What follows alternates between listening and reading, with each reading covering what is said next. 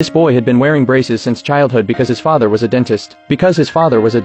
He had never eaten any sweets. If he was caught hiding candy, his father would throw it all into the fire. One day, while he was rummaging through the ashes in the furnace, he found a piece of chocolate that hadn't been completely burned. Driven by curiosity, he unwrapped the candy and put it in his mouth. This was the first time in his life he tasted chocolate, and that one bite made him completely fall in love with the flavor. He started experimenting with different kinds of chocolate. He carefully noted the taste and differences each time he tried a new one. Soon, he set his heart on a goal. He wanted to create the largest chocolate factory in the world. When his father found out about his dream, he actually kicked him out of the house. Undeterred, the boy traveled the world. When he returned, he discovered his family home was gone, but he didn't give up on his dream. He built the world's largest chocolate factory. His business went international. He even built a palace for an Indian prince entirely out of chocolate. It had 100 rooms. Not only were the bricks made of chocolate, but even the concrete was chocolate sauce. Everything was made of chocolate. The Indian prince was delighted with the palace. He moved in with his wife, happily settling in. But soon, a disaster occurred. A chunk of chocolate dripped onto the prince's forehead. The palace had been exposed to the sun for too long,